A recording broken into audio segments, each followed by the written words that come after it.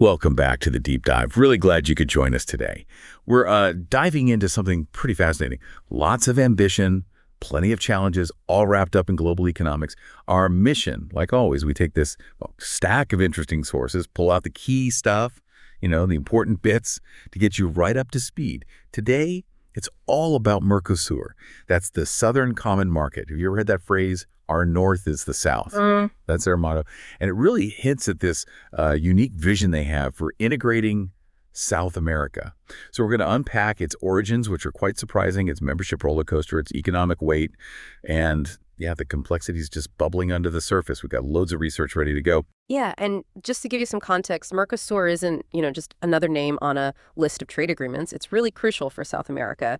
It was set up formally by the Treaty of Asuncion back in 91, then firmed up with the Protocol of Agua Prieta in 94. The core idea, always been about free trade within the group and making sure goods, services, even people and money can move smoothly between the members.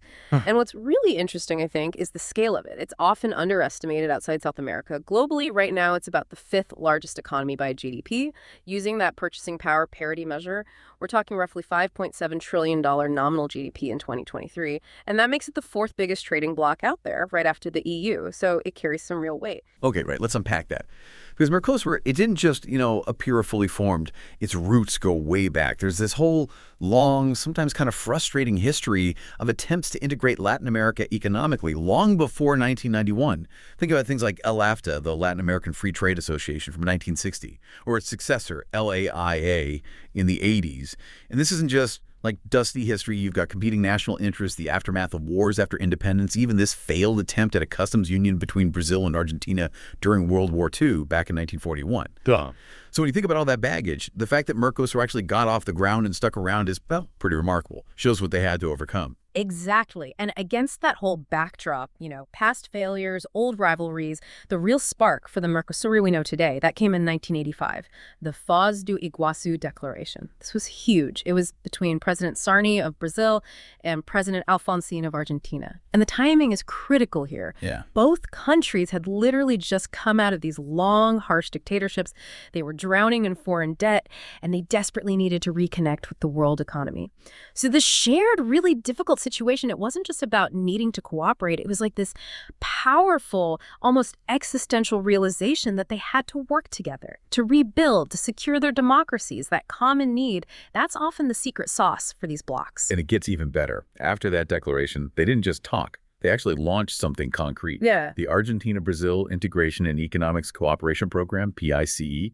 And here's the really cool details. Shows you how ambitious they were early on. Protocol number 20 of that program, it actually proposed a regional currency. They called it the gaucho. Gaucho, yeah. Imagine that. The gaucho is a common currency. It really shows how bold those initial integration dreams were. It's a great historical nugget, isn't it? Really shows the depth of what they were thinking. So those early steps between just the two of them quickly broadened out. By 1990, you had President Collor in Brazil and President Menem in Argentina signing the Buenos Aires Act. And they set this incredibly ambitious goal, total customs integration by the end of 94. Wow. That really signaled things were serious. And pretty soon after, Paraguay and Uruguay, they saw the potential, showed interest, and officially jumped on board the process. So that leads us to the actual founding, 1991 Treaty of Asuncion. Monumental agreement. And initially, it set up a free trade zone between the four: Argentina, Brazil, Paraguay, Uruguay. Goods could flow freely. That was a massive step. Right. And it didn't stop there. It evolved pretty quickly. By January 1st, 1995, it became a full customs union. Now, for you listening, what that means is, okay, you got the free trade inside the zone, no tariffs between members, but also you get this single common external tariff. So any goods coming in from outside MERCOSUR, it doesn't matter if they land in Brazil or Uruguay, they face the exact same import duty. The implications were huge. It meant, freer movement of goods, services, capital, labor. It set up that crucial common tariff. It started the process of coordinating national policies, trade, agriculture, industry, even money and taxes. And it meant everyone had to start aligning their laws. And to manage all this new complexity, they set up bodies like the Common Market Group and the Common Market Council right at the start. Okay, so we have the history, the economic setup. But what does this mean for who's actually in the club and who's out? Because MERCOSUR's membership list, Well, it's definitely not static. It's been a real roller coaster full of twists and turns that, frankly, show you just how dynamic and sometimes messy regional politics can be. Oh, absolutely. So right now, your full members are Argentina, Bolivia, Brazil, Paraguay, and Uruguay. Then you've got this category of associated states that includes Chile, Colombia, Ecuador, Guyana, Panama, Peru, and Suriname. They usually get preferential trade deals but aren't tied into the full customs union rules. Okay. And then there are observers, like Mexico and New Zealand. They can kind of sit in on discussions, but no binding commitments. And just to show it's still evolving, Panama actually applied to become an associate member just this past July in 2024. Shows there's still interest in joining up. But yeah, it hasn't exactly been smooth sailing to get everyone on the same page, has it? Let's get into some of the controversies, starting with Venezuela, they're joining, and then getting suspended. Venezuela came in as an associate in 2004, then got full membership in 2012. But that happened right when things were pretty politically charged within the bloc itself. That's a really critical point, because Paraguay itself was suspended back in June 2012. Ah, right. Yeah, because their president, Fernando Lugo, was removed from office very quickly, and the other MERCOSUR members said, hold on, that doesn't meet our democratic standards. And it was right during that Paraguayan suspension that Venezuela, somewhat controversially, was brought in as a full member. Yeah, so it really does raise that big question, doesn't it? How much do the internal politics of one member state sway the whole bloc's decisions about who's in and who's out? You see that tension there between just economic goals and these shared democratic values, and how that tension can sometimes be, well, exploited or become a real point of conflict. And then, wow, the tables turned pretty dramatically, didn't they? By August 2016, you had Brazil, Argentina, and Paraguay back in the fold, all questioning whether Venezuela was actually meeting the democratic and human rights rules needed for full membership. So Venezuela gets suspended in December 2016 because they didn't update their laws. Was that purely about democracy, do you think, or were there maybe some underlying political shifts or economic calculations going on among the other members, given how politics were changing in South America around then? That's exactly the knotty issue, and it really speaks to how the bloc itself changes character over time. It grew even more serious. August 5th, 2017, the suspension becomes indefinite. The reason given, a rupture of the democratic order in Venezuela. But here's what's really telling. Even with that strong stance on democracy, trade, and migration policies, they mostly stayed the same. Oh, interesting. Yeah, it reveals this kind of pragmatic balancing act. The bloc wanted to uphold its democratic rules, sure, but maybe without making the social crisis inside Venezuela even worse. It suggests that sometimes, economic stability or humanitarian worries can kind of temper the strict enforcement of political rules. We saw calls later in 2019 for free, fair, and transparent elections in Venezuela, and more recently, Maduro has tried to get Venezuela back in. So it's this constant test of Mercosur's commitment to democracy. Okay, shifting gears a bit, maybe something less dramatic but still significant.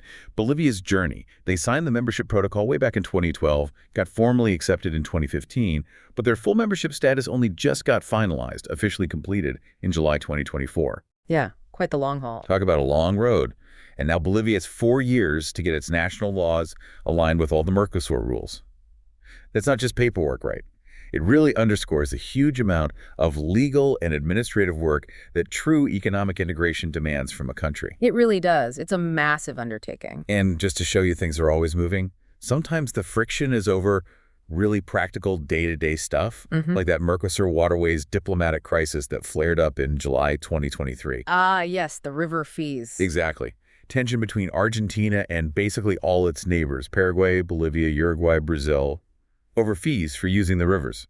It sounds maybe minor compared to suspending presidents, but fights over shared resources, like vital rivers, they can escalate fast. It kind of shows the fragile points in economic integration. Reminds you that while big trade deals grab headlines, the everyday practical stuff like shared infrastructure, that can really test if the bloc can stick together and act as one. Absolutely. The nitty-gritty often reveals the real challenges. Okay, so beyond the politics, beyond the membership changes, let's zoom out a bit and look at the sheer scale of Mercosur. Its people, its trade, the sort of invisible threads that connect these really diverse countries into this, well, powerful economic and social entity. Demographically, it's significant. The full members together, that's about 284 million people. And it's a highly urbanized region. You've got global powerhouse cities like Sao Paulo and Buenos Aires, plus many other big urban centers. But what's really striking is the incredible diversity. You have people of European descent, African descent, indigenous descent, and a large percentage of mestizos, people of mixed heritage. There are significant indigenous populations, especially prominent in Paraguay, where Guarani is actually a national language alongside Spanish. That makes Paraguay culturally quite distinct from its neighbors. This whole rich mix, it's an opportunity for cultural exchange, definitely, but also a challenge when you're trying to forge a single, cohesive regional identity. Yeah, and speaking of languages, that Guarani point is interesting. It really highlights those cultural layers. Portuguese and Spanish are clearly the main working languages, right? Definitely the dominant ones, yeah. But Guarani often gets mentioned as an official language. Yet if you actually look at the official MERCOSUR website, most of the documents, they seem to be just in Portuguese and Spanish. So is it kind of a common misunderstanding that Guarani is a full official language of the organization itself? Or maybe just a nod to its huge cultural importance within Paraguay? It's a bit ambiguous, I think. Likely more the latter, acknowledging its status within Paraguay. Still, MERCOSUR does seem to actively promote learning languages. Brazil makes Spanish mandatory in schools.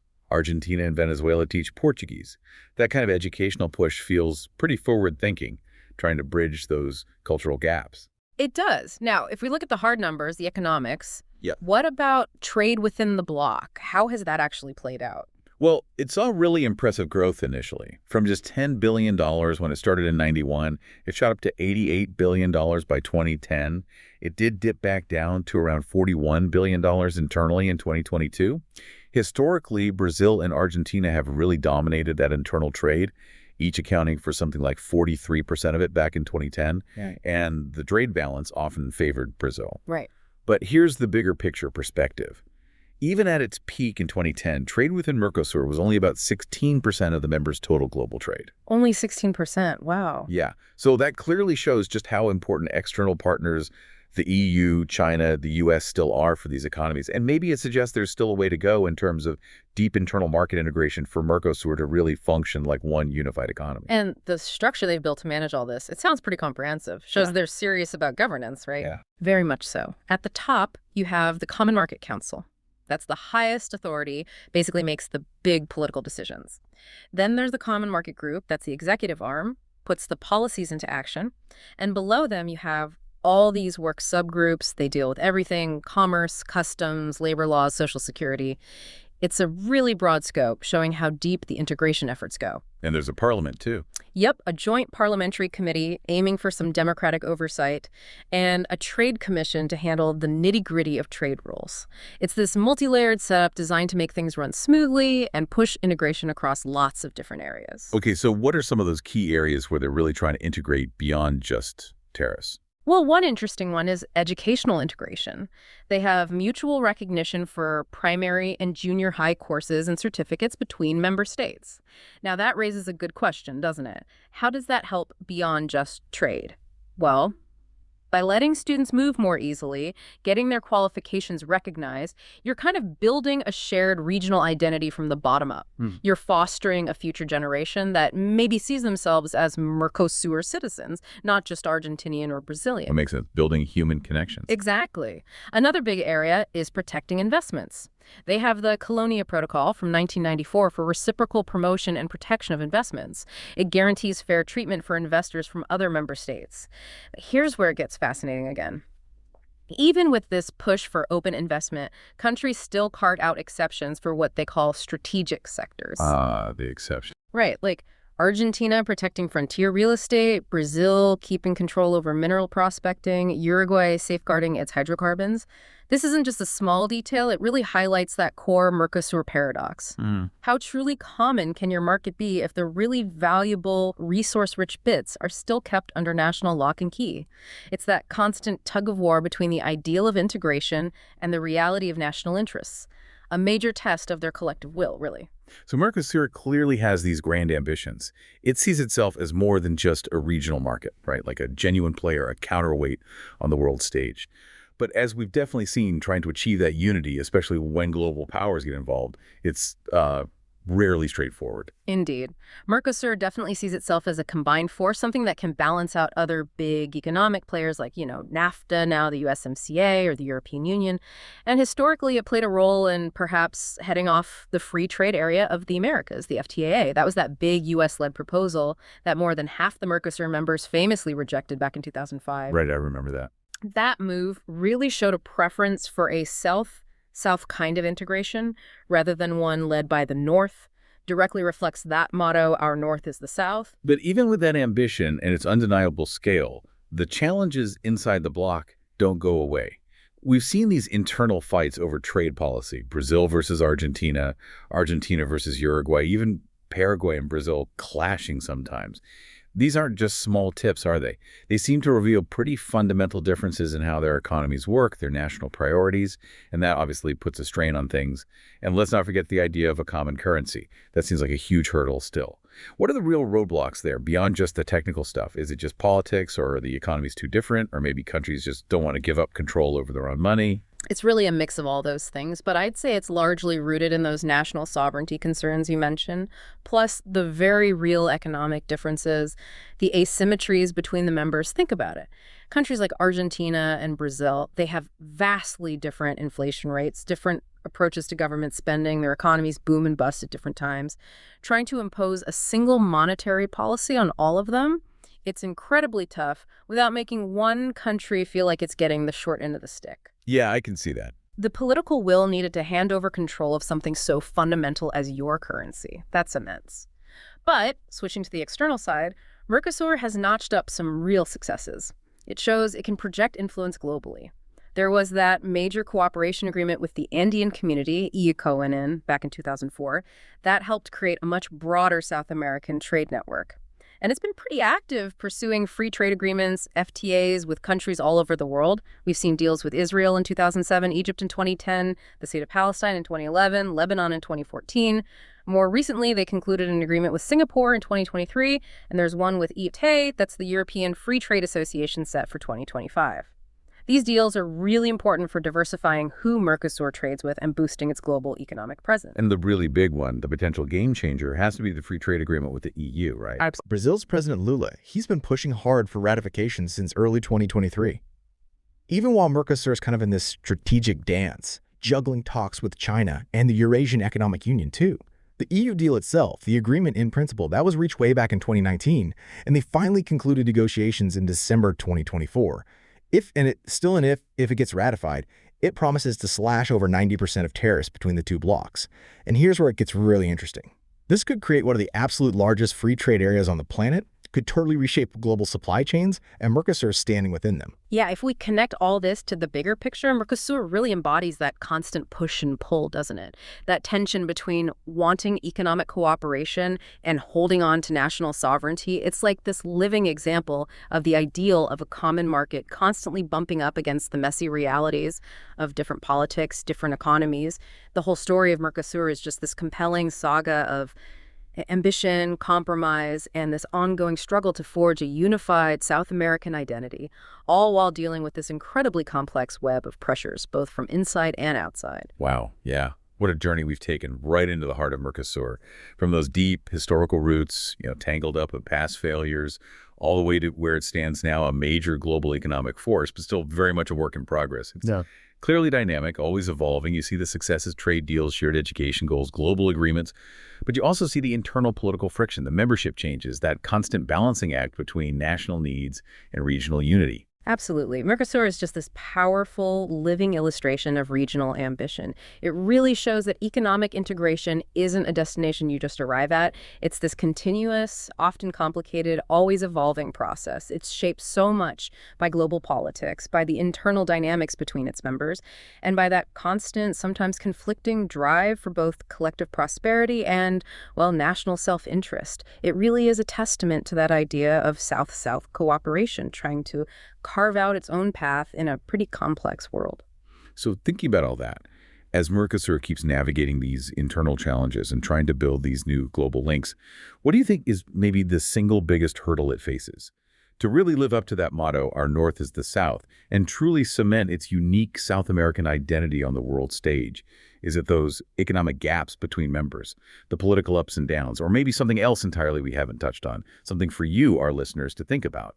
Thank you so much for joining us on this deep dive today. We really hope you'll keep exploring regional integration and just how much it shapes the interconnected world we live in.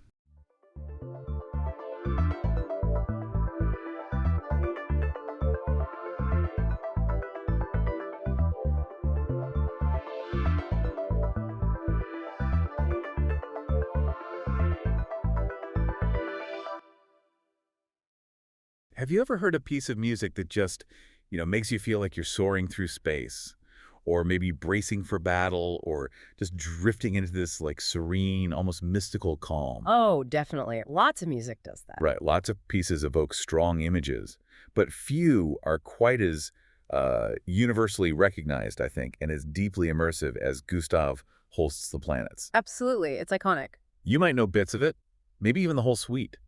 But do you really know the story behind it? How a composer's kind of quirky interest in astrology led to this massive, influential work? It's a fascinating backstory, isn't it? It really is. So today, we're taking a deep dive into Holst's The Planets. It's this amazing orchestral suite that basically turned planets into, well, vivid musical portraits. Yeah, character sketches almost. Exactly. We'll unpack its surprising origins, explore the unique character of all 7 movements, and figure out how this really groundbreaking work went from a pretty hastily rehearsed private premiere to a global phenomenon. And it still resonates today across films, everything. Totally. We've looked at a whole range of stuff, scholarly articles, composer insights, even that incredibly detailed Wikipedia page, actually. Gotta love a good wiki deep dive sometimes. You do. So get ready for some aha moments, because we want to give you a shortcut to being really well informed about this masterpiece, and maybe even change how you hear it forever. Let's do it. Okay, let's unpack this right from the start. It's kind of wild when you think about it, isn't it? An English composer, early 20th century, deciding to write this huge orchestral suite based on planets, but not astronomical planets, they're astrological characters. How did that even happen? Well, that's where it gets really interesting. It wasn't some grand, carefully planned thing from the outset. It actually sparked during a holiday in Spain back in 1913. It's just a holiday chat. Pretty much. He was there with friends, including the author Clifford Bax, and apparently a conversation about astrology just completely grabbed Holst's interest. Bax even said later that Holst became, quote, a remarkably skilled interpreter of horoscopes. Wow, so a casual chat turned into a full-blown interest. Exactly. It was the spark. And Holst himself, he was quite open about it, wasn't he? He said something like, I only study things that suggest music to me. Then recently, the character of each planet suggested lots to me. And I have been studying astrology fairly closely. Yeah, that's the quote. And it's revealing because his daughter, Imogen Holst, she pointed out that her father actually struggled with large-scale orchestral forms. Right. Big structures weren't his natural comfort zone. Apparently not. So this idea of a suite, separate movements, each with its own distinct character, that was a real breakthrough for him creatively, a solution almost. He even said the work grew in my mind slowly, like a baby in a woman's womb. That's quite an image. It suggests something really organic. It does. And, we should also probably think about the wider musical window at the time. There's some thought, Michael Short, the musicologist, mentions this, that Schoenberg's 5 pieces for orchestra might have been an influence. Oh, interesting. Did Holst know it? Yeah, Holst went to a London performance, and he actually owned a copy of the score. And significantly, Holst's original title for the planets was 7 Pieces for Large Orchestra. Ah, very similar to Schoenberg's title. Suggests maybe a similar kind of experimental thinking. It certainly could. It points towards that direction, yeah. So astrology was the trigger, the hook, you could say. But Holst himself called the planets a series of mood pictures. You're right. He definitely used astrological ideas, like taking movement titles, Mercury, the winged messenger, Neptune, the mystic, from Alan Leo's book, What is a Horoscope? But he wasn't just translating astrology into music, was he? He seemed to arrange things for musical reasons. Absolutely, and that's key. He used astrology more like a springboard, a framework. As Michael Short puts it, he arranged the planets for maximum musical effectiveness. So ignoring the sun, the moon. Yeah, and even the actual orbital order from this sun. He starts with Mars. Why? Because, as Short notes, the more disturbing character of Mars allows a more dramatic and compelling working out of the musical material. It grabs you immediately. It's all about the musical drama, not the astronomy or the strict astrological chart. Precisely. art first. Now, this huge project, Oh. it wasn't just about the creative side. There was a real human struggle behind it, too, wasn't there? Holst had a pretty demanding day job. Oh, incredibly demanding. He was head of music at St. Paul's Girls' School and director of music at Morley College. That left him very little time for composing. And on top of that, he had health problems. Yes, chronic neuritis in his right arm, which, I mean, imagine trying to write out a massive 198-page orchestral score by hand with chronic arm pain. That sounds agonizing. How did he even manage? He had help. He relied on two colleagues, Valley Lasker and Nora Day, who acted as his amanuenses, his scribes, he called them. They were essential in actually getting the music down on paper. Wow. It just shows the sheer determination involved. So when did he actually write it all? It sounds like it took a while. It did. It wasn't a quick process at all. Mars, the first movement composed, was written around mid-1914, then Venus and Jupiter later that same year. Saturn and Uranus followed in mid-1915, Neptune towards the end of 1915. And Mercury, interestingly, the speedy one, was actually the last movement he wrote in early 1916. Huh. You'd think that would come earlier. You might, yeah. And then the full orchestration wasn't finished until 1917. So it was a long gestation, dealing with work, pain, the war starting. It really underscores the achievement. Okay, so with all that context, the inspiration, the struggle, the timeline, let's actually take that sonic tour. Let's dive into the movements themselves. But first, the orchestra. You mentioned a large orchestra, but just how large are we talking? We are talking seriously large, colossal, even for the time. As his friend Ralph Vaughan Williams said, Holst needs the extra tone color and knows how to use it. So it wasn't just for loudness. No, it was about the palette. You've got expanded woodwinds, piccolo, yes, but also alto flute, bass oboe, contrabassoon for those really deep colors. Brass is huge, 6 horns. 6. Tenor tuba or euphonium, a massive percussion section, 6 timpani needed, various drums, cymbals, tam-tam, tubular bells, glockenspiel, xylophone, keyboards, 2 organ for sheer power, celesta for that magical shimmer, 2 harps, full strings, of course, and then, crucially for Neptune, that offstage women's choir. It's an incredible toolkit he assembled. It really is. He used it to paint those mood pictures with sounds nobody had quite combined like that before. Okay, let's start where Holst starts. Mars, the bringer of war. Yeah. Allegro, that relentless 54 rhythm, the ostinato. It just grabs you, doesn't it? It absolutely pummels you. That 54 meter feels unnatural, unbalanced, mechanical. It starts quite menacingly quiet, doesn't it? Percussion, harp, strings playing col legno with the wood of the bow. Yeah, that scratchy sound. Creates this instant tension, and then it just builds relentlessly to this absolutely terrifying quadruple forte dissonant climax. And the really stunning fact is that he finished this before World War I actually broke out in August 1914. That timing is just uncanny. Composer Colin Matthews suggested that for Holst, Mars was initially maybe more of an experiment in rhythm and clashing keys, and perhaps if sheer violence surprised him as much as it galvanized its first audiences. But it became this chilling prophecy almost. It really did. Short calls its violence and sheer terror a new benchmark for battle music. It's not about glory, it's about the relentless, brutal machine of war. Then, like flipping a switch, we get Venus, the bringer of peace, Adagio. Mm-hmm. Such a stark contrast. Yeah. How does he achieve that immediate sense of calm? It's beautifully done. It opens with that serene solo horn call, answered so gently by the flutes and oboes.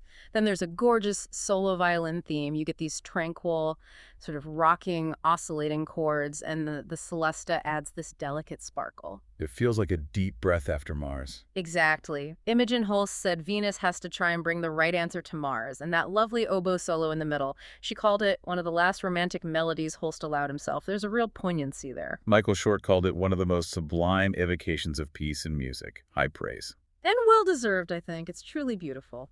Next up, Mercury, the winged messenger. Vivace.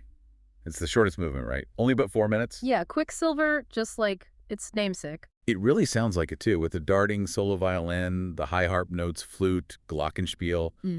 It feels light and fast. What's technically interesting here? Well, this is where Holst gets really experimental for the time. It contains his first proper use of bitonality. Meaning 2 keys at once. Exactly. He juxtaposes little melodic fragments in B-flat major and E major simultaneously.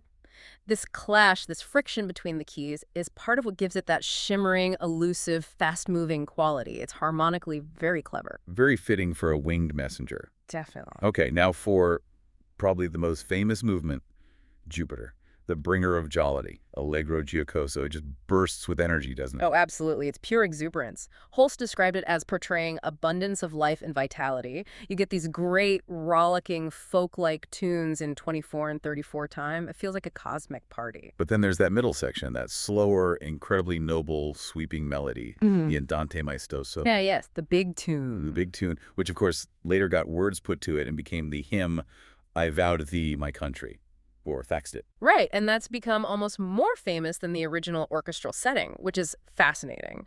Imogen Holst apparently found this a bit difficult. She felt the tune was compromised by its later use, struggling to hear it without the patriotic words. How did that adaptation happen? It seems his friend Vaughan Williams suggested setting some words to music, and Holst, being incredibly busy and probably overworked, just reached for this tune he already had. A pragmatic solution that took on a whole new life. Amazing how music travels. Okay, after all that jollity, we shift moods again dramatically with Saturn, the bringer of old age. Holst's personal favorite, apparently. Yes, he felt this one was the closest to his original conception. It's an adagio, a slow procession. It feels heavy, inevitable. It does. It starts with this amazing effect in the flutes, bassoons, and harps, a two-chord pattern that really does sound like a slow, remorseless ticking clock. Time passing. That's brilliant orchestration. Isn't it? Then this incredibly solemn, profound melody comes in on the trombones, Holst's own instrument, remember, and it gradually builds through the orchestra to this huge, almost frightening climax, as it's been described, perhaps representing the struggles of age, before it all just fades away into quiet acceptance. Tubular bells mark those big moments. It's incredibly moving. You really feel that sense of a life's journey. Deeply philosophical, that movement. Then comes Uranus, the magician, allegro again.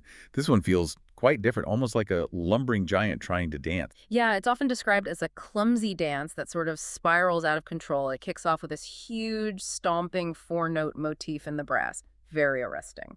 It sounds a bit like Ducas's Sorcerer's Apprentice sometimes, that sense of magic getting out of hand. There's definitely a kinship there, I think. It builds and builds, getting louder and wilder, reaching this massive quadruple forte climax with a fantastic organ glissando sliding down. Whoosh. Exactly. And then, oof, it just evaporates into this sudden, quiet, slow ending, like the magic just disappears. It's brilliantly theatrical. Very effective. And finally, we arrive at Neptune, the mystic.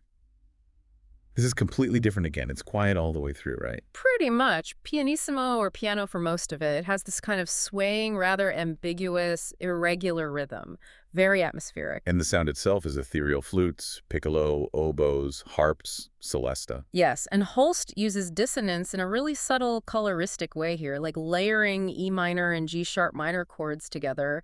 It creates this shimmering, otherworldly haze. But the most groundbreaking thing is the ending, isn't it? Yeah. The choir. Oh, absolutely revolutionary for its time. He brings in an offstage, wordless female chorus, actually two separate three-part choirs hidden from the audience. Wow. The orchestra gradually falls silent, leaving just these ethereal, unaccompanied voices.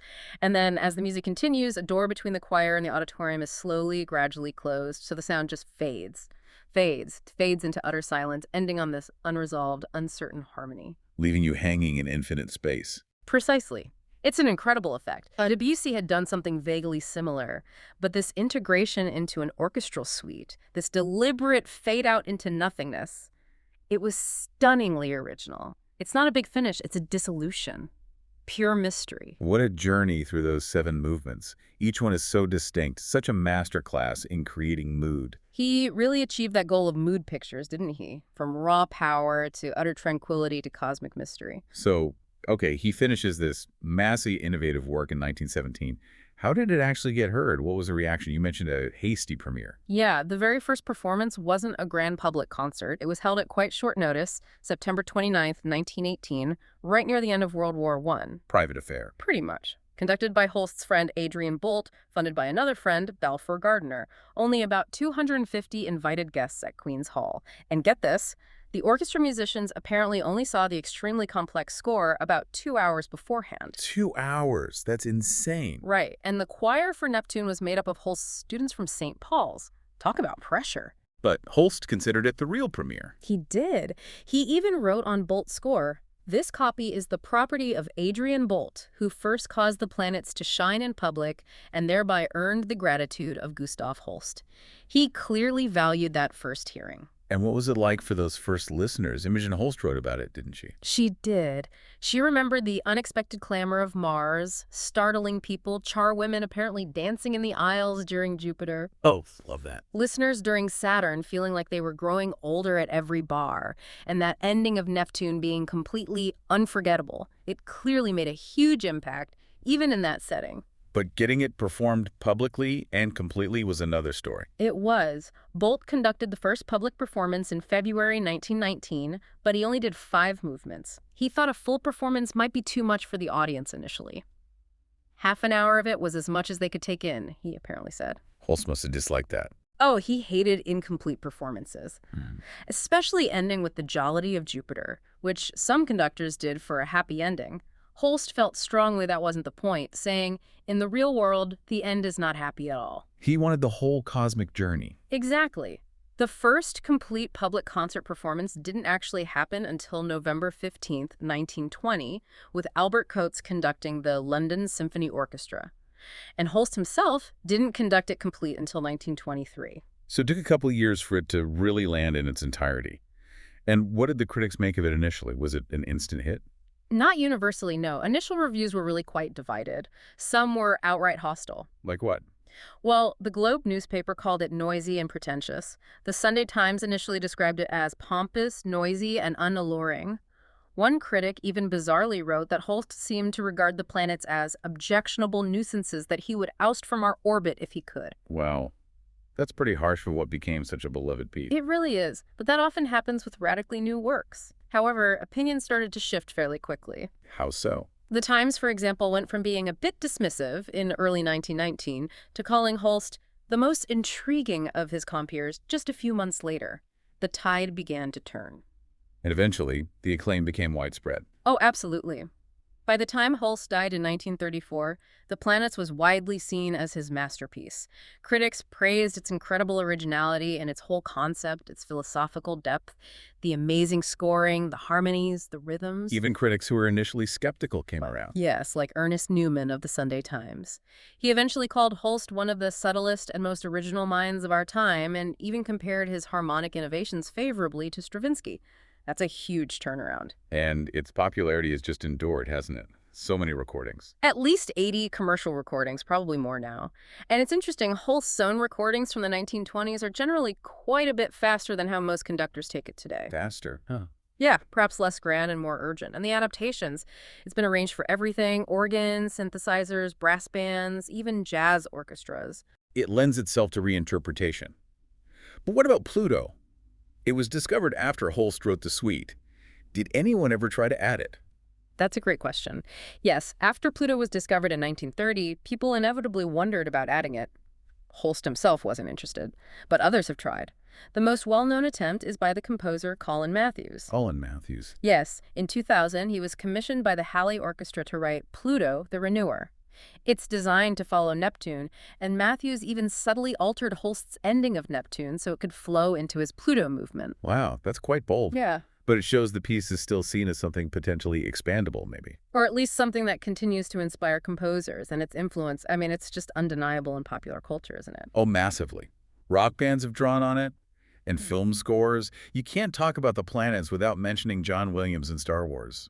Absolutely. Parts of Mars, especially, you can hear echoes, or maybe more than echoes, in things like the Imperial March. Holst basically provided a sonic blueprint for epic space opera and cinematic conflict. And it pops up in TV shows, computer games. Its sound world is everywhere. It really is. So looking at the big picture then, The Planets is so much more than just 7 pieces about astrology. Definitely. It's this incredible testament to one composer's unique vision, starting from this personal, almost niche interest in astrology, pushing through creative blocks and physical pain, experimenting boldly with the orchestra. Phasing down critics. Facing down the critics, yeah. And ultimately creating something that just resonated so deeply and ended up shaping the sound of, well, the next century in ways he probably couldn't have even imagined. Its journey is almost as epic as the music itself. What an incredible journey we've taken, really. From that Spanish holiday where the idea first sparked, all the way through to the lasting impact The Planets has had for Well, over 100 years now. It's quite a story. We've seen how Holst built these amazing mood pictures, using this huge orchestra in really innovative ways, messing with harmony, that incredible fading choir, all while juggling a crazy schedule and dealing with that arm pain. The dedication is just immense when you think about it. So now that you, listening, know a bit more about the depth behind each movement, the story of how it came to be, how it was received, maybe listen to The Planets again soon. See if it sounds different. Yeah, put on a recording with fresh ears. Does knowing Mars was written before World War I change how you feel its intensity? Does hearing that ticking clock in Saturn or thinking about the innovation of Neptune's fade-out resonate in a new way? It definitely adds layers to the listening experience. And here's a final thought to leave you with. Holst created this universe of sound that's inspired so many people. We talked about Colin Matthews adding Pluto. Its echoes are all over film and pop culture. It feels like The Planets isn't just history, it's still alive, still evolving in a way. It keeps orbiting back into relevance. Exactly. So what other musical discoveries might future generations add, inspired by Holst's cosmic suite? What new planets, maybe metaphorical ones, might emerge from its incredibly wide orbit of influence? Something to ponder.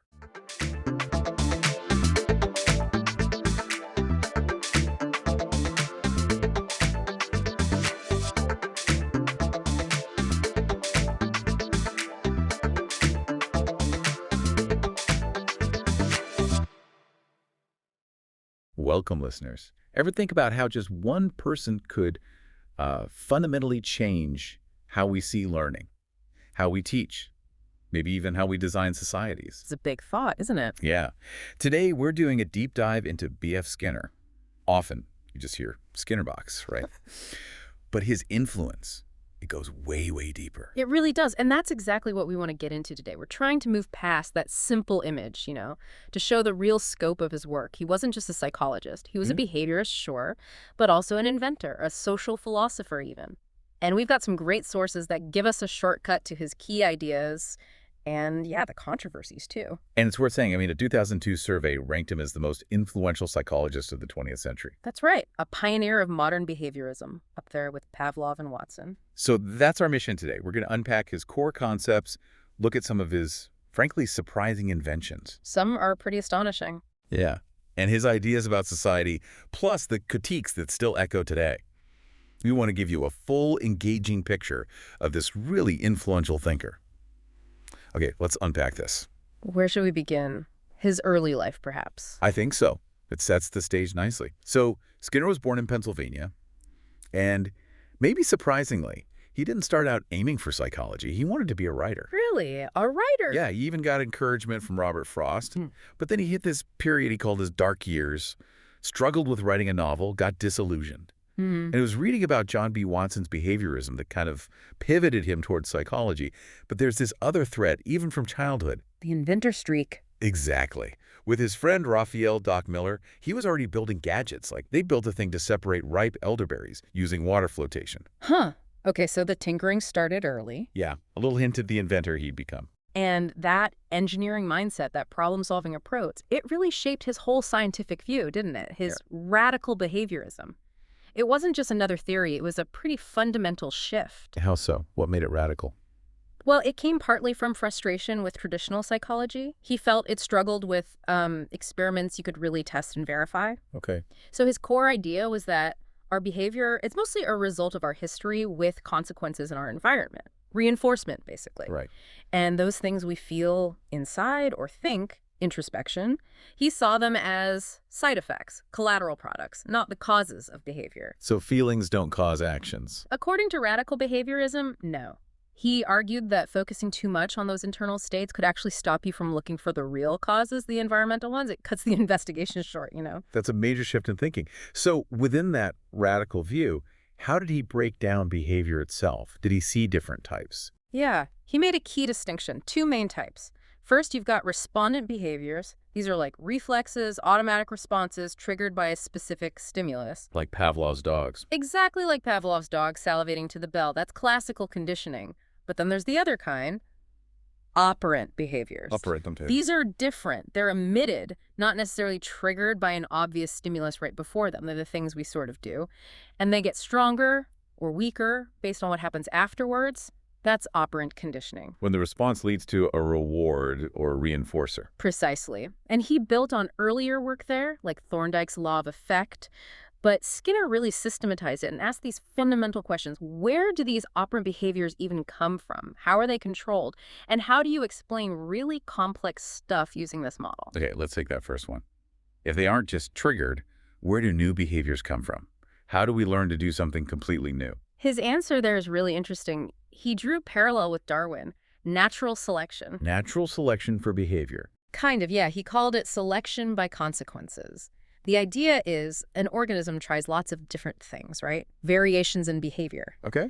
And the behaviors that just happen to be followed by something good, a reinforcer, they become more common. The environment selects them. So it's not conscious choice deciding, it's the outcome strengthening the action. That's the idea. And this leads directly to the concept of shaping. You don't wait for the perfect behavior to just appear.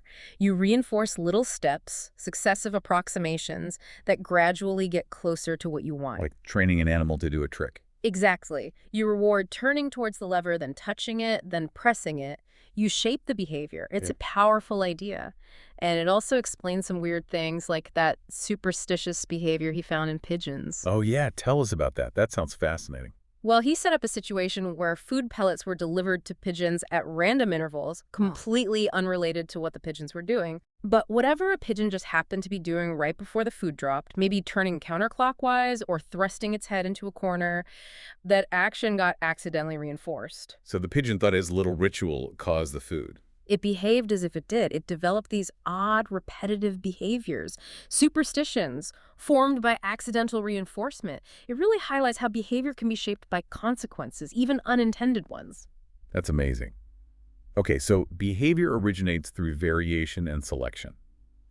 Once a behavior exists, how did Skinner explain its control?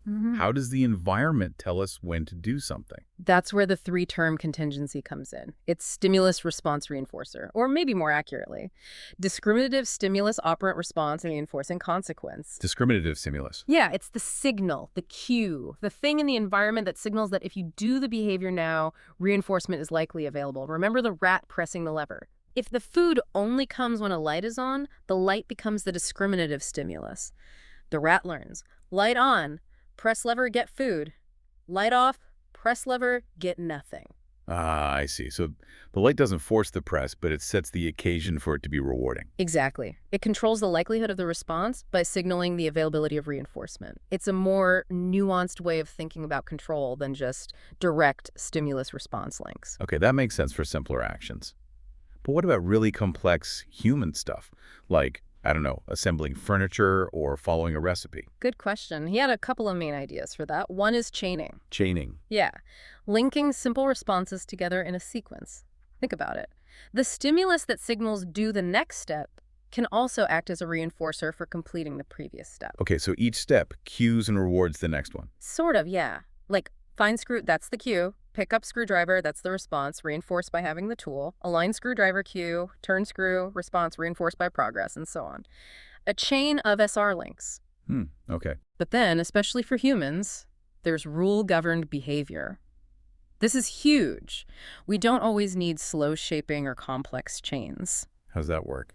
Verbal stimuli, instructions, rules, advice. Someone can just tell you how to do something complex, like navigate a new building, go down the hall, turn left at the water fountain, take the second door. Right.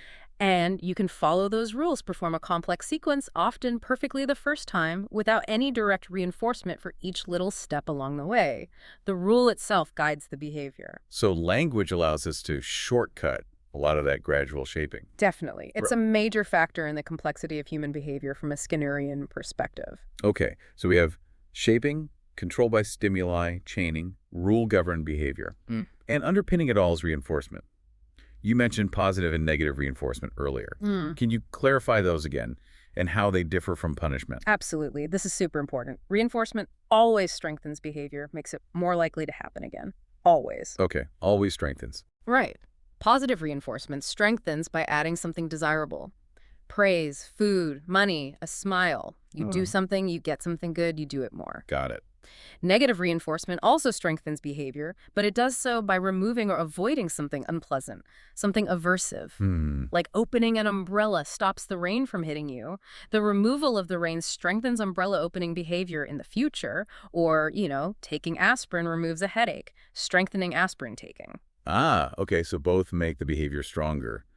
It's often misunderstood. People mix up negative reinforcement and punishment. Exactly. Skinner himself initially conflated them a bit, but the later clarification is crucial. Punishment, on the other hand, weakens behavior, makes it less likely. Oh. Either by adding something aversive, like a scolding or shock in the lab, or by removing something desirable, like taking away privileges, a timeout. So reinforcement builds behavior up. Punishment tries to knock it down. Right. Though Skinner argued punishment often just suppresses the behavior temporarily and can have nasty side effects like fear, anxiety, or aggression, he strongly favored reinforcement. And then there's extinction. Which is Just nothing. The behavior occurs, but the reinforcement that used to follow it stops. Gradually, the behavior weakens and fades away. Like if the lever stops giving food, the rat eventually stops pressing it. Okay, that's clear. And Skinner didn't just look at if reinforcement happened, but the pattern of it, right? The schedules. Oh, yeah. His work with Charles Foerster on schedules of reinforcement was massive. Monumental, really. They meticulously documented how different patterns of reinforcement create vastly different patterns of behavior. What kinds of patterns? Well, you have continuous reinforcement, CRF reward, every single time. Good for learning new things quickly. But maybe not realistic for long. Right. Then you have intermittent schedules, like interval schedules based on time. Fixed interval FI reinforcement after a set time period, variable interval reinforcement after an average unpredictable time period, Right. and ratio schedules based on the number of responses. Fixed ratio FR reinforcement after a set number of responses, and variable ratio VR. Ah, the unpredictable one. That's the one. Reinforcement after an unpredictable number of responses. This schedule produces incredibly high, steady rates of responding, very resistant to extinction. Like slot machines. Exactly like slot machines, or checking your email compulsively. That's variable ratio in action. It's extremely powerful. Wow. And these principles weren't just theoretical, were they? They were applied. Oh, absolutely. A prime example is the token economy. Right, you mentioned that. In institutions. Yes, like Yeah. psychiatric hospitals or classrooms. The idea is you earn tokens, points, stars, whatever, for specific desirable behaviors, like making your bed, attending therapy, participating in class. And then you can exchange those tokens for things you actually want, snacks, privileges, free time.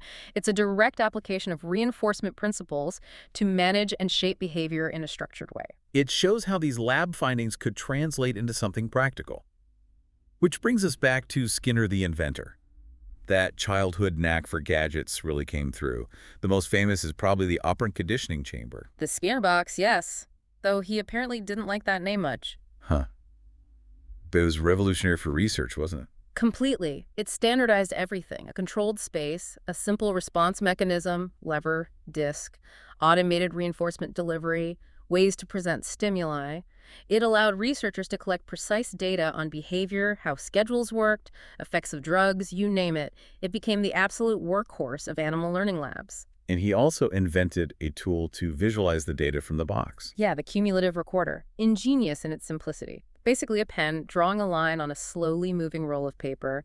Every response makes the pen step up slightly. So a steep slope means fast responding. Exactly. Flat line, no responding. You could see the patterns generated by different schedules immediately, visually. It was crucial for analyzing all that data for the Schedules of Reinforcement book. Clever. But his inventions went beyond the lab, sometimes causing a stir. Like the air crib. People thought it was a baby cage or something. Yeah, that was hugely misunderstood. It was essentially a climate-controlled, hygienic environment for an infant, temperature and humidity controlled, filtered air, easy to clean surface instead of tons of laundry. The baby could move freely without bulky clothes or blankets. So it was meant to be better for the baby and easier for parents. Yeah, that was the idea. Make care simpler, reduce things like diaper rash. But yeah, the press, and maybe the association with his animal research, led to this image of a cold, experimental box. His own daughter, Deborah, had to publicly state she wasn't traumatized by being raised in one. She said it was warm and comfortable. Wow. And he also tackled education with an invention.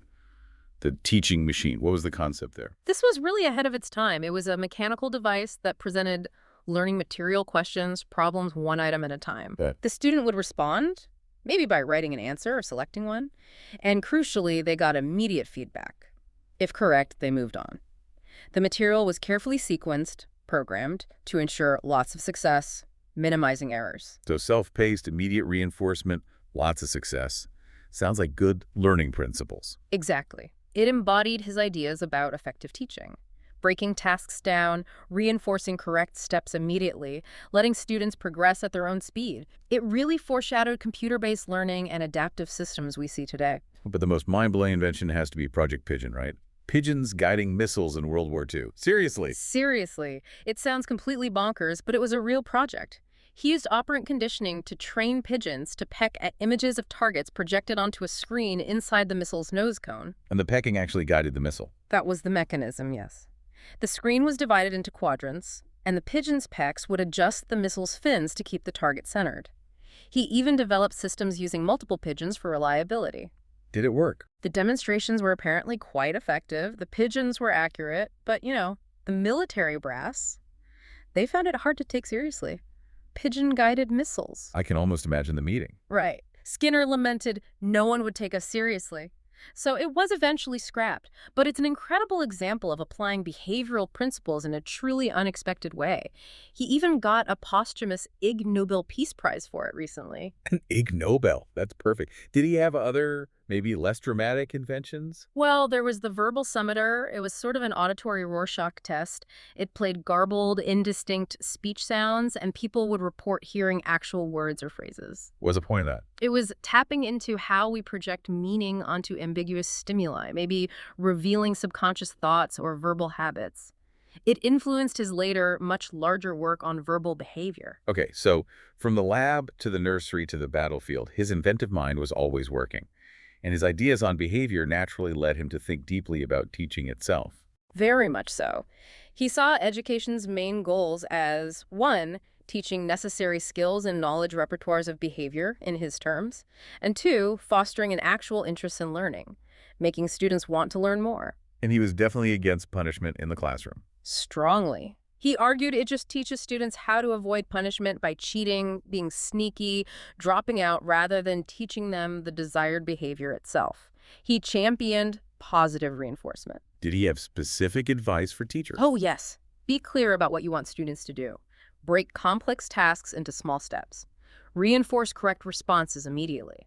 Ensure students experience success, frequently adjust the difficulty, and gradually fade the reinforcement so they don't rely on constant rewards. Sounds logical.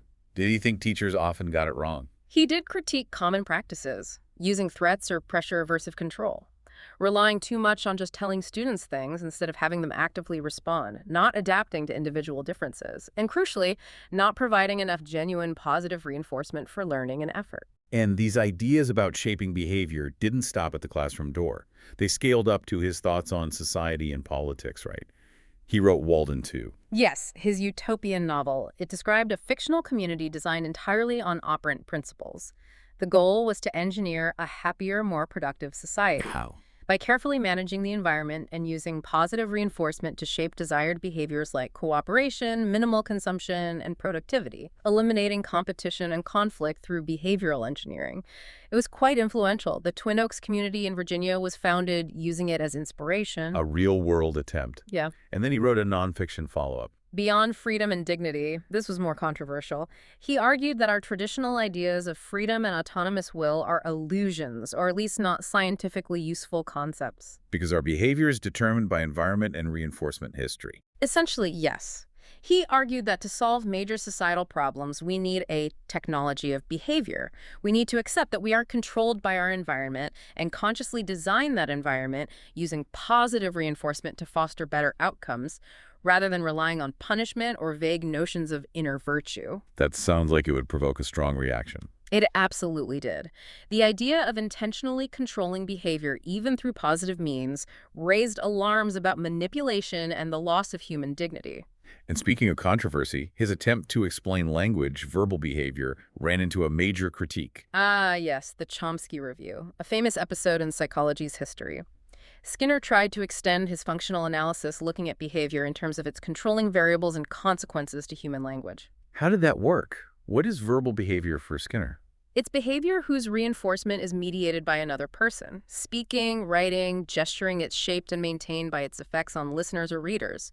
He analyzed different types like mands, requests, commands, and tacts, labeling, naming. Okay, and Chomsky's critique. Noam Chomsky, a linguist, wrote a scathing review in 1959.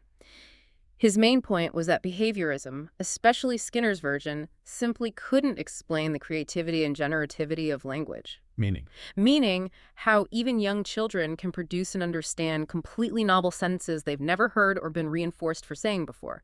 Chomsky argued this pointed to an innate underlying grasp of grammatical rules, a language acquisition device in the mind, something Skinner's model didn't account for. And that review had a huge impact. Huge. It's often cited as a key moment in the decline of behaviorism's dominance and the rise of the cognitive revolution, which focused back on internal mental processes. Did Skinner respond? Not directly to Chomsky, apparently finding the tone dismissive. But he did endorse a later reply by Kenneth McCorquodale, who argued Chomsky hadn't really understood Skinner's functional analysis and was attacking a simpler SR straw man. So the debate itself is complex. Was it a knockout blow or a misunderstanding? Academics still discuss it. Chomsky also later criticized Beyond Freedom and Dignity on similar grounds. Interesting. Were there other major criticisms of Skinner's work? Oh, definitely. There's the whole question of his relationship with psychoanalysis. Yeah. People often see him as anti-Freud, but some argue there were shared assumptions. And remember the verbal summator, his projective test. Kind of Freudian in a way. Then there's the persistent debate about determinism versus freedom and dignity, which philosophers and psychologists like J.E.R. Staten picked up. If our behavior is determined, what does that mean for personal responsibility or credit? A big philosophical question. Indeed. And there were more specific, sometimes anecdotal critiques. Temple Grandin, the animal behavior expert, claimed Skinner dismissed the importance of the brain in a conversation, though she also suggested he might have rethought that after having a stroke himself. How accurate that portrayal is hard to say. So, a figure who sparked debate from every angle. As we wrap up, it feels like Skinner box barely scratches the surface. Absolutely. He was a pioneer in understanding learning, yes, but also this incredibly creative inventor and a social thinker who wasn't afraid to propose radical redesigns of society based on his principles. His influence is just undeniable, even with all the debate. It really is. Putting it in perspective, he forced psychology to focus on what could be observed and measured. That rigor led to so many practical tools in therapy, like behavioral activation or exposure therapy components, in education, as we discussed, even in management and safety protocols and organizations. So his legacy is very much alive. Very much. Even the controversies pushed psychology forward, forcing people to grapple with big questions about human nature, control, and the role of the environment. He fundamentally changed the conversation. It's a fascinating legacy, and it leaves you thinking, if our environment and those little reinforcements shape us so much, maybe unconsciously, what kinds of superstitions or routines do we engage in daily? Things that got accidentally linked to some outcome. That's a thought. And what could happen if you started to consciously notice, maybe even try to redesign, your own reinforcement patterns? Something definitely to chew on. Thanks for joining us on this deep dive.